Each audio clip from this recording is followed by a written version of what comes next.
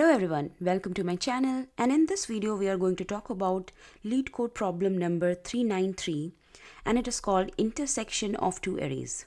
In this problem we are given two arrays. So if you can see the example number 1, we are given two arrays, array 1 and array 2. We need to figure out the intersection array from these two arrays. So our output for these two arrays is 2.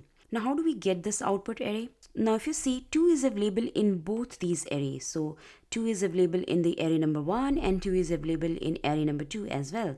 So now if 2 is available in both the arrays, then we can include it into the output array.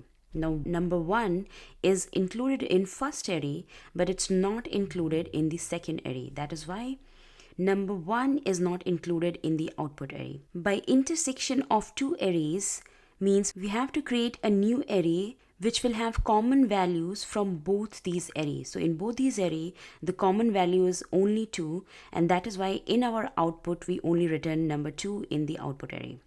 Now let's see example number 2. In example number 2, in first array we have 4, 9, 5, and in the second array we have 9, 4, 9, 8, 4. Now what would be the intersection of these two arrays? So again we have to check which number is available in both these arrays. So number 4 is available in both the array. That is why in the output array we can see number 4. Number 9 is also available in both these arrays. So that is why in the output array we can see number 9. But if you see, number 5 is not available in second array. That is why it's not included in the output array. And then number 8 from the second array is not available in the first array, and that's why it's not included in the output array. So in the output array, you have to figure out the common numbers from both the arrays, and then that would be your output array. Also in the problem statement, it says that the output array, the result array, must be unique. So the result array must be unique, and that is one of the constraint. So this is the problem statement. Let's see how we can resolve it. Now for solution, we can think of one simple solution, which is to compare each of these values of these arrays with the other value of the other array, and that we can do with two for loops. So first you will have to write one for loop for array 1, and then you'll have to write another for loop for array 2, right? And for array 1, for each value, you will compare it with each value in array 2, right? And that will be O of n square, and that is not accepted. Now let's think about a solution which can be done in O of n time complexity only. So to do so in O of n, let's consider one of the keyword in this problem, and that is unique. So you have to have your output array with all the unique numbers. So first and foremost, we need to have results stored in an array which can only accept unique number, and that can be achieved with our set data structure, right? So for result, we will not be creating an array, we will be creating a set data structure for result. Let's say this is our set, which can only accept unique characters.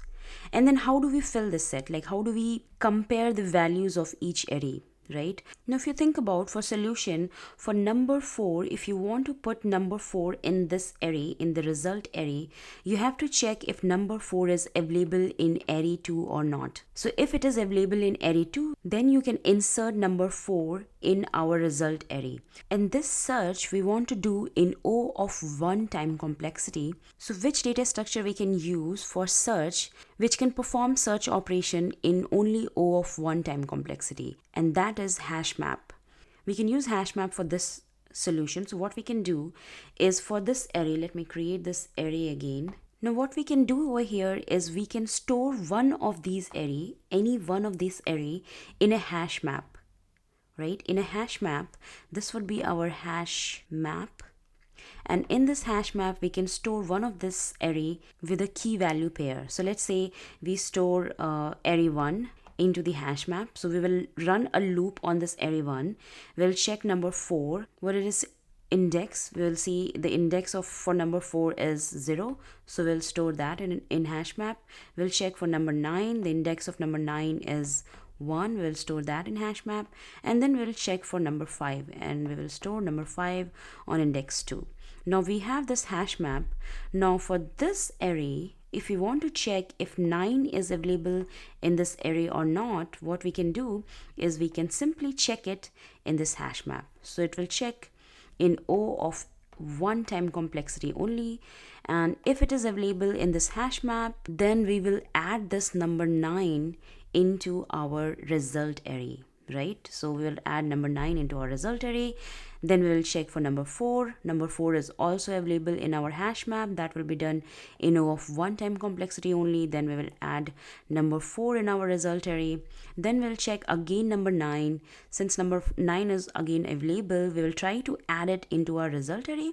But since it is a set, it will not allow to add duplicate number, and that is what we want. We don't want to add duplicate number. And then the cursor will go to next number, number 8. It will check for number 8. It's not available in this hash map, and it will not store it in the result array. Number 4, again it will check, it will be available, but since number 4 is already added, it will not add it in the hash map. Now if you see in hash map also, we are storing the values of the array as the key. So if this in this array, if we had 2 4s in this array, then it would be added only once, because in hash map the keys cannot be repeated. So for 4 we can only enter it once, and the index will be updated. So the index will be updated to 1 in the next loop. So first it will go to 4, it will see 4 is at index 0, so it will say index 0.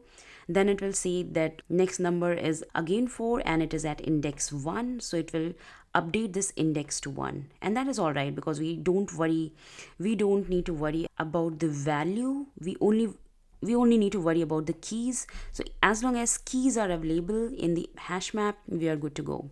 So this is how we can resolve this problem in only O of n time complexity. So we'll be running 2 separate for loops, one to add values into a hash map, and then another to check for each value in the hash map.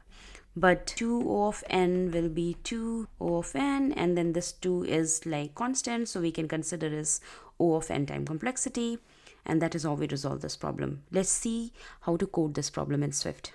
Now to resolve this problem in Swift, as discussed, we will first create a result set of integer. That would be our result which will be returning, and then we will create our hash map. So in Swift, the hash map is created using dictionary. So this is a dictionary of int and int, and then we will run the loop on the first array num1.